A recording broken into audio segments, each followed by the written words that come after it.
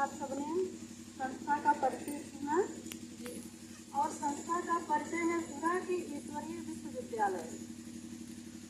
तो विद्यालय माना क्या? ईश्वरीय विश्वविद्यालय जो स्वयं ईश्वर द्वारा स्थापित किया हुआ विश्व का एकमात्र विद्यालय होने के कारण इसे ईश्वरीय विश्वविद्यालय कहा जाता है। तो विद्यालय में क्या होता है?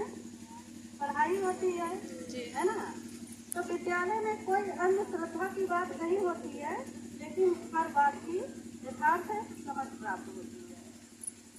तो विद्यालय में पढ़ाई होती है, तो पढ़ाई पढ़ने वाले जो स्टूडेंट होते हैं उनके सामने एक लक्ष्य होता है। हर कोई स्टूडेंट लक्ष्य के साथ पढ़ाई करता है ना जी। तो जैसे कि मेडिकल कॉलेज में पढ़ने वाले के सामने लक्ष्य होता है डॉक्टर बनना है, इंजीनियरिंग करने वाले के सामने होता है इंजीनियर बनना है ना। इसी प्रकार से इस ईश्वरीय विश्वविद्यालय में आध्यात्मिक पढ़ाई पढ़ने वालों के भी सामने एक लक्ष्य है कि हमें अपने पुराने संस्कारों को बदलकर दैवी संस्कार माना देवी देवताओं जैसे संस्कार अपने जीवन में धारण करना है ना। कहा भी गया है नर ऐसा कर्म करे जो नारायण बने, नारी ऐसा कर्म करे जो श्री लक्ष्मी बने।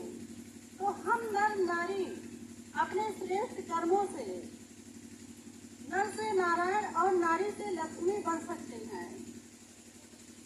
गुरु नानक ने भी कहा है कि मानस से देवता की करत ना लागी वार, क्योंकि भगवान जब आते हैं तो हमें ऐसा श्रेष्ठ ज्ञान देते हैं जो हमारा कर्म भी श्रेष्ठ हो जाता है और वो श्रेष्ठ के आधार पर हमारा जीवन कैसे बन जाता है, श्रेष्ठ बन जाता है ना।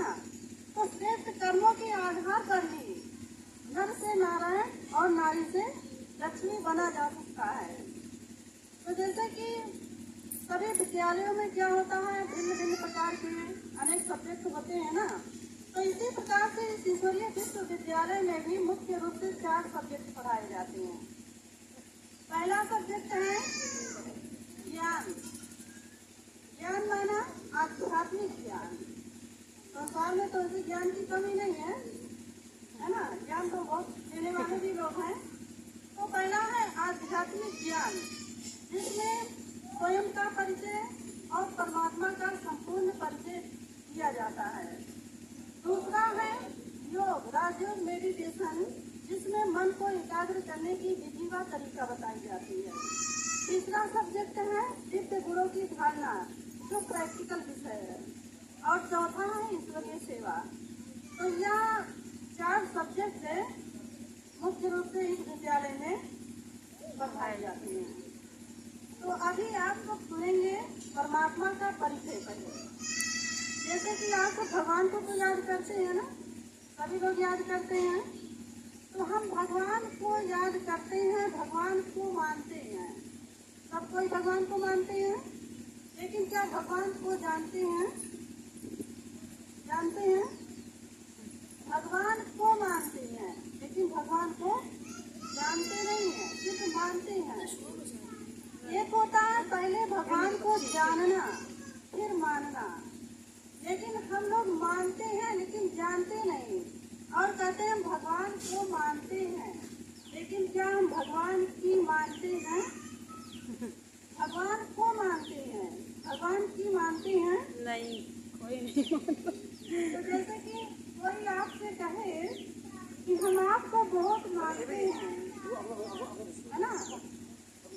कोई आपसे कहे हम आपको बहुत मानते हैं और आपकी एक बात भी ना माने तो आपको कैसा लगेगा? हम तो मानते हैं। तो इसी प्रकार से हम भगवान को मानते हैं लेकिन भगवान की नहीं मानते हैं। तो आज बताया जाएगा कि भगवान है कौन। भगवान को हम याद करते हैं, कैसे याद करते हैं? ओ परम पिता परमात्मा, ओ गॉड फादर कहकर याद करते हैं, कहकर याद करते हैं ना। तो हम कहते हैं ओ परम पिता परमात्मा, ओ गॉड फादर। तो गॉड फादर, गॉड हमारा क्या है? फादर है। तो हम उनके कौन है? बच्चे हैं ना। लेकिन हम मंदिर में जाते हैं तो क्या गाते हैं? हम आपकी चरणों की धूल हैं, है ना, ऐसे गाते हैं ना। हम आपके दास हैं,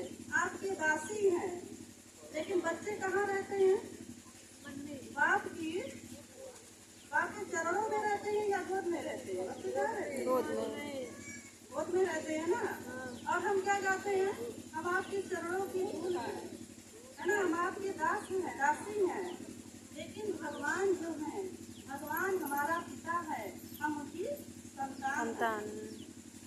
तो हमारा पिता परमात्मा जो है, उसे कहा जाता है शांति का सागर, ज्ञान का सागर, है ना, प्रेम का सागर, सुख का सागर, गुणों का भंडार कहा जाता है। लेकिन हम उनकी संतान आज मंदिर, मस्जिद, गुरुद्वारे भटक रहे हैं। किस लिए भटक रहे हैं? इसलिए भटक रहे हैं कहीं तो थोड़ी सी शांति मिल जाए, फिर भी शांति नहीं मिल रही है। क्यों नहीं मिल रही है? क्योंकि जो शांति का सागर हमारा पिता परमात्मा शिव है, उनको हम नहीं जानते हैं, और जैसा हमारा कनेक्शन उनके साथ होना चाहिए वैसा नहीं है। हम भगवान को याद कब करते हैं? जब याद करते हैं जब हमें जरूरत पड़ती है ना। तो भगवान को हम अपनी जरूरत के समय याद करते हैं, तो ये तो क्या हो गया? स्वार्थ हो गया ना। और क्या कहते हैं? भगवान ये मेरी मनोकामना पूरी कर देना, तो मैं क्या करूँगा? 2 किलो लड्डू चढ़ाऊंगा, 500 रुपया चढ़ाऊंगा, 2 नारियल चढ़ाऊंगा, ऐसे कहते हैं ना। माना हम भगवान से भी सौदा करते हैं कि भगवान मेरी ये काम पूरा कर देना ना, मेरी मनोकामना पूरा कर देना, तो मैं आपको बदले में क्या दूंगा? भगवान से तो सौदा हो गया ना, तो भगवान से प्रेम कहाँ हुआ? भगवान से प्रेम कहाँ हुआ? ये तो हमारा स्वार्थ हो गया, सौदा हम करते हैं भगवान को। तो भगवान जो है, भगवान हमारा पिता है, परमात्मा है। तो परमात्मा जो है कौन?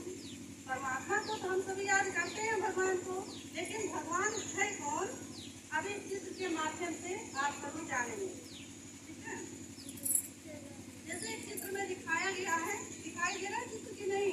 जी नहीं दिखाई दे रहा। दिखाया गया है सभी धर्म वालों को दिखाया गया है। जैसे कि हम भगवान जितने भी अपने भारत में 33 करोड़ देवी देवता हैं, सबको भगवान मानते हैं। मानते हैं कि नहीं मानते हैं? लेकिन भगवान सब में कि एक भगवान तो एक है ना। तो भगवान एक है कौन? तो इस चित्र में दिखाया गया है अमरनाथ। अमरनाथ दिखाया गया है। तो अमरनाथ आप तो गए कि नहीं गए? कोई गया कि नहीं गया? वाले पैसे अच्छा। तो अमरनाथ में किसकी पूजा होती है? शिवलिंग की। शिव जी की पूजा होती है ना। और सोमनाथ में सोमनाथ में भी शिव जी की ही पूजा होती है, वो भी शिवलिंग के रूप में होती है ना। और रामेश्वर में किसकी पूजा होती है? शिव जी की ही पूजा होती है, Rameshwar.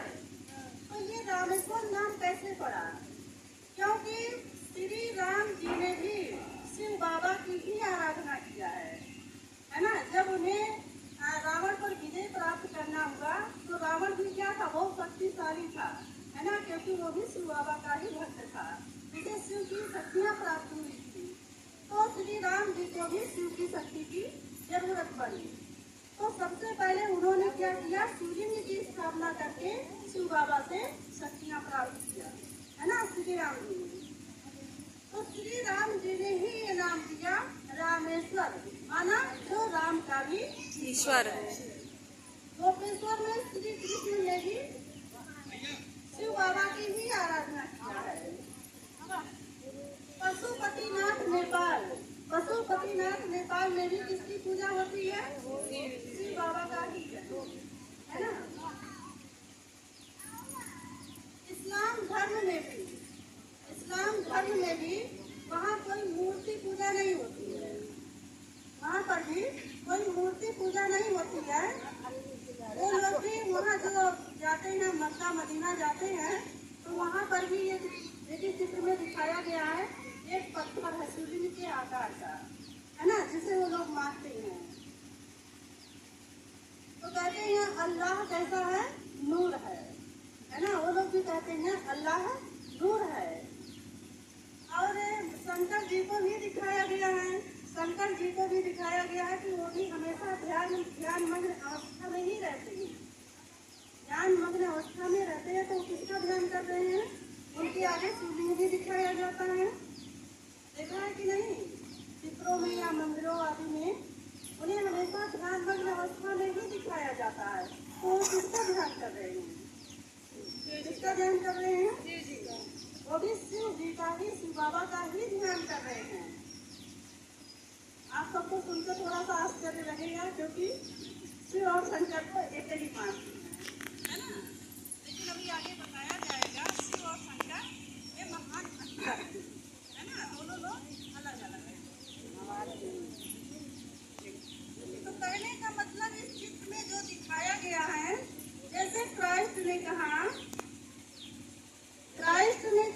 God is light. Christ ने कहा God is light.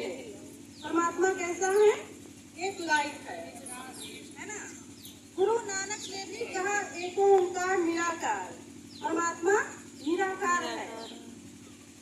Mahavir Swami ji भी मेडिटेशन करते थे, है ना। उन्होंने कभी स्वयं को भगवान नहीं कहा और न किसी मूर्ति पूजा के लिए ही प्रेरित किया। वो भी मेडिटेशन करते थे और कहते थे जो निर्वाण धाम वासी है उसे याद करो।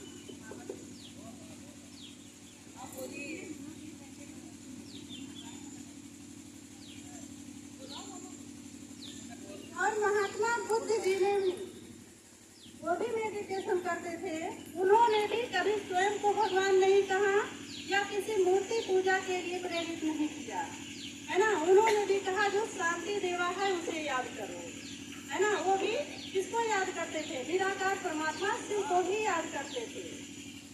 तो कहने का मतलब इस चित्र में जो दिखाया गया सभी धर्म वालों को, कि सभी धर्मों में किसकी पूजा हो रही है? शिव जी की। शिव जी की पूजा हो रही है, निराकार, है ना। निराकार परमात्मा शिव जो है, शिवलिंग के रूप में उनकी पूजा हो रही है। तो हम शिव को ही भगवान कैसे मान सकते हैं? क्योंकि शिव जी को ही भगवान सब नहीं मानते हैं ना, क्योंकि सबके अपने अपने भगवान है ना। कोई किसको मानता, कोई किसको मानता, सब थोड़े नहीं मानेंगे कि परमात्मा मतलब शिव ही परमात्मा है ना, ऐसा तो नहीं मान सकते हैं। तो इसको मानने के लिए